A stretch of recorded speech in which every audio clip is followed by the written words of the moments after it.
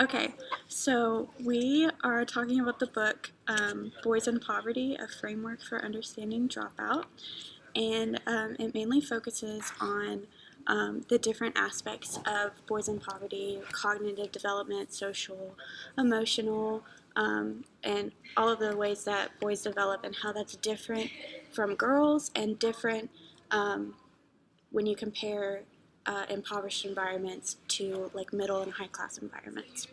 Um, so we have some talking points that we're going to cover that will talk about these differences and how we can address them in our classrooms.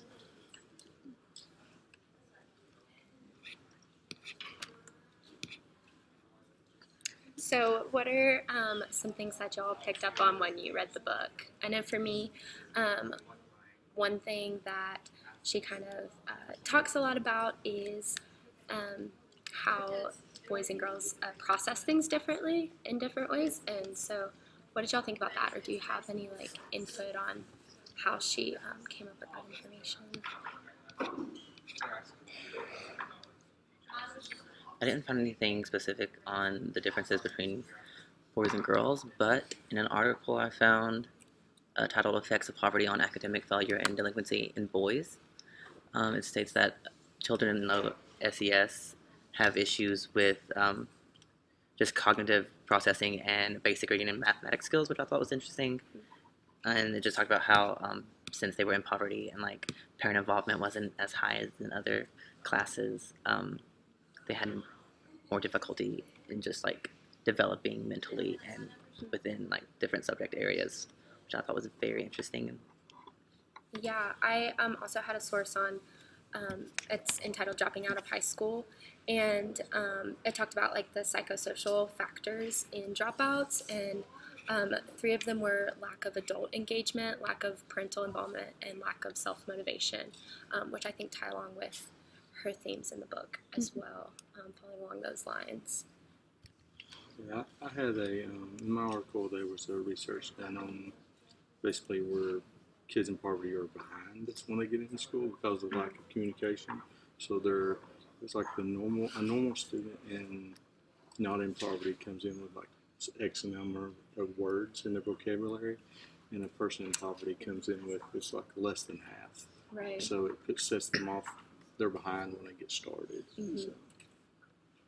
Yeah, that's a good point. Mm-hmm. Especially with boys, just in general, the cognitive development of boys is a little bit behind girls. So the few months between like starting school, like if you start them off at 4 years and 11 months versus like pushing 6 when they start school, they're very different. They're at very different places in their processing ability, but they're expected to meet the same standard as everyone else, and that sets them up for failure at the beginning. I found an interview with Ruby Payne talking about the book, and she said in the interview that she found research that says that male retinas like absorb 20% less light than female retinas, and that boys develop listening skills and like their hearing overall like develops slower than girls, and she like suggested sitting boys like at the front of the classroom because they're likely to be diagnosed with ADHD sitting in the back of the classroom because their mind wanders off when they really just can't hear well. So I thought that was interesting, talking about how boys and girls develop differently, and also like how they process differently. Their brains develop differently. So I focus more on like the social aspects of certain things. I found an article that kind of makes a good point. Not that every kid that's in a place of poverty is going to be in a gang, but gang-related um, activities is usually going to sweep up the guys, and being in that they're not going to be focused on schooling, and that's being in school and like being disciplined and all that's almost looked down upon if you're in that kind of environment too. So I thought that was interesting. Not to say that girls necessarily aren't a part of that, but it's just lower percentages. I also found an article talking about gangs and how boys in lower poverty areas are more likely to find the street life more attractive than education. And the author says that in order to like break generational poverty, we have to somehow draw the students' attention back to the academic instead of the like the gang life and whatnot. And I just thought that was interesting. It didn't give many options or like it didn't talk about how to do that, but I feel like that is one of the biggest issues that the book touches on is like getting students more interested in the academic because the poverty makes it hard for them to focus in school and like because they are behind when they start, it's hard to get them interested in the education system. Yeah. I had on the social aspect too, kind of the same. It went along with talking about how such exposure to violence and gangs leads to so much stress and inability to concentrate on the work. But sometimes it also said a lot of times they seek out gangs for safety because of where they're at. It's safer to be in a gang than not in a gang. But to go further on the stresses, it talks about also just kids in poverty. They are also more likely to be dealing with like evictions, losing power, utilities, stuff like that.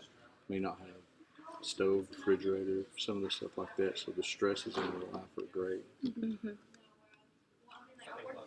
It said in the book that in poverty, it's not a good thing to be book smart. It's a lot better in the eyes of impoverished people to be street smart because that's what's going to help you survive in that environment.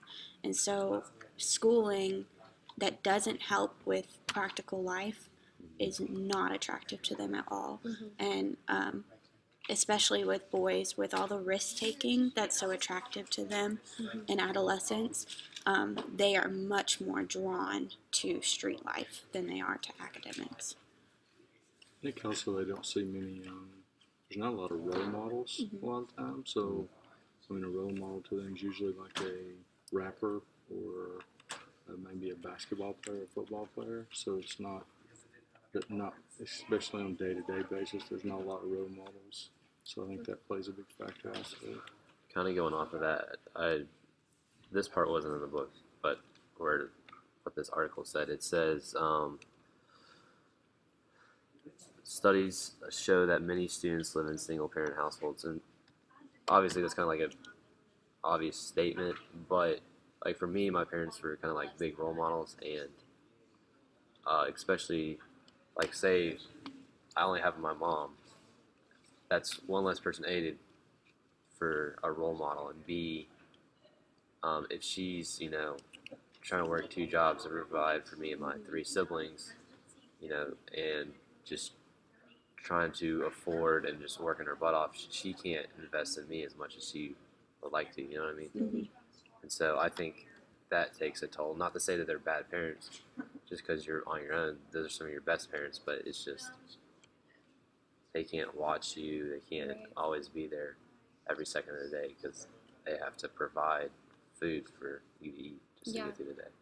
I think that's a good point. Going off of that, and going back to the language gap between impoverished children when they first start school, if you only have one parent in the household and they have multiple jobs, they're less interactive with the children, which increases like their educational development and causes them to just in general be behind when they first start, which also makes them less attracted to education because they feel like they can't compare to their other classmates. So that causes an issue within just the initial interaction with the education system.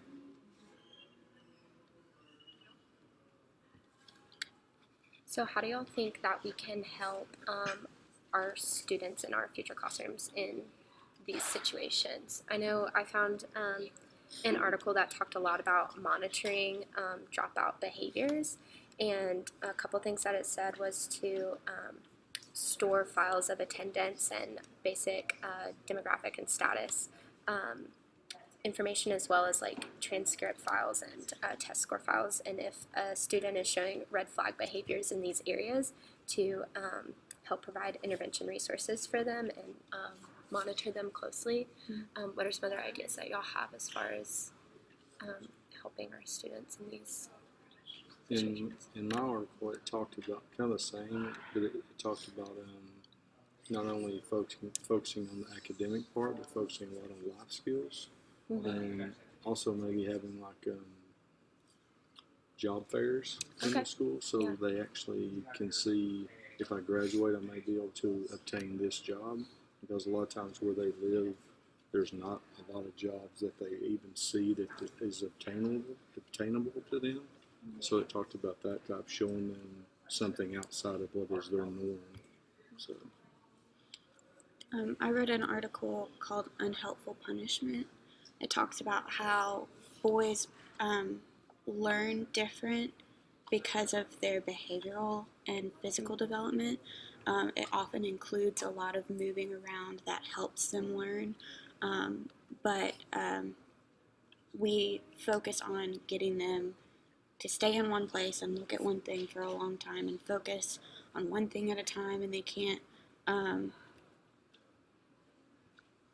can't operate to their full potential that way, and so they act out, and then the way that we punish them for that often makes it worse. So developing interventions that help them learn and help them deal with their development in a positive way is a good way to promote better success. One of our articles focused on the development of delinquency in impoverished children, and how, since they are behind in the classroom, they don't feel like they can achieve educationally, so they look for other means of like being noticed. So as a teacher, we're gonna come across children who are impoverished, and we'll be acting out in order to just get attention. So if we could just like notice their good behavior and their like achievements in the classrooms, instead of just focusing on like the children of like middle class or upper class families, I think that would help a lot with their the children who are from poverty, just gain more like I don't know, just get them more involved in the classroom and help them look at education in a more positive light, and show them that they, just because they might be behind right now doesn't mean that they can't achieve. Yeah, that'll increase their like self-motivation too. That's good. I think also though it's hard, I guess, but I mean, probably more people wanting to be an educator in that environment too, which a lot of people looks at that as, it's, why would I want to go to a poverty-stricken area and be an educator in a public school system? But they need different people from outside of that area to kind of help them understand what's outside of their small 10 blocks or whatever that they're used to living in. And in one article I was reading, it talked about how many times in those schools you may have somebody that's not really qualified, or they're not able to really teach math, but they're teaching math because they couldn't find a math teacher, or same with science and English and different stuff. So they're having a hard time finding teachers. So you just got whoever they can talk into sort of to teach certain topics. So that affects also. I was talking to one of my professors, and she said that a large portion of science teachers in Tennessee aren't science majors. They, or science ed majors specifically, they go and get a science certification to teach. They take the praxis or whatever, because that's where the jobs are, because there's a low availability of actual science teachers. I thought it's big too, and this specifically talked about like parents and role models again, but I think it applies to us as teachers.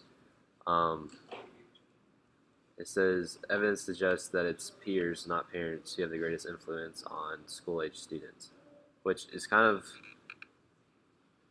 troubling. But I think if we can make ourselves somehow a bigger influence and like invest into our students and show and kind of like include them, be inclusive, and you know, you're not any different than me. You're just in a different, economic status. Like, I think they won't turn off school as much, and I think that allows us to create like an atmosphere of like, um, that encourage academic success, and we'll push students, and then we'll turn it off as oh, I have to go look for fulfillment in this or this. They can find that in school, and it'll push them on to their next point, whether that's secondary education or just to the next grade. So I thought that was a good point too. Yeah, I think that student-teacher relationship is super important and needs to be emphasized more, especially in like poverty-stricken schools that just have teachers that maybe not be like want to be as involved. What I feel like the authors suggest that schools are not boy-friendly, but they're more like geared towards girls. Do y'all have any thoughts on that, or do you agree with that? I don't know how I feel about it personally, but I feel like that's kind of where she was going. I feel like a lot of teachers put a lot of emphasis on like the more feminine subjects like English and like whatever. And like science, it seems the only like masculine subject, which is different for me because I'm an English major. But there aren't as many science classes as English classes in most schools. So I feel like a lot of boys get like this idea that if they don't pursue science, or they're not good at like science or math, then they're not good at school in general. So they like kind of back away and they see school as more feminized. But that's just a personal opinion, so I don't really know any statistics behind that. Yeah. I kind of see what he's saying too, because in high school, I didn't get an English or a male English teacher until like my senior year in high school, which I had no problem. Like I had great English teachers, but I kind of get what he's saying. It was something I was almost made just to be just for girls, and like if you were good at it, you guys didn't really talk about it, So I think that starts at an earlier age, and we can make that not, that's just for girls, it's just for guys. Right. That could change how people perceive it a lot too. But.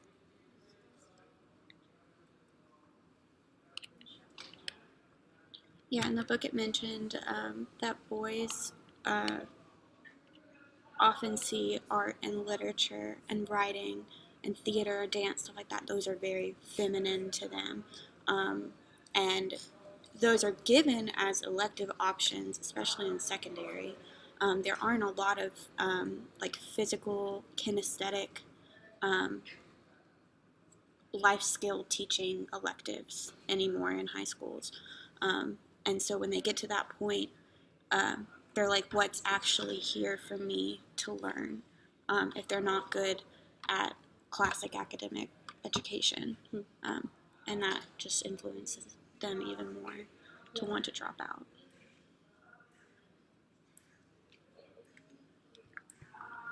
I don't have a stat for it, but isn't it like ADHD is like higher in males too? And I feel like just as a stereotype, like guys, they can't sit. I mean, just by that stat, like they can't sit still as much. And I feel like in a typical classroom, most of the time it's shut up and sit still. And like all like smaller children are going to struggle with that at first, but I feel like especially males, if there's teachers that are like having the kids move around and interact with each other, it might be more of a struggle about that. Yeah. In particular. One of my articles said that ADHD is higher in boys who are in poverty. So I feel like if, as teachers, if we just focused on integrating more kinesthetic learning in all the areas, especially like the more feminine type, that might help the boys in general get more interested and see it less as a feminine subject and just more as like just an overall academic subject, which would help their educational involvement.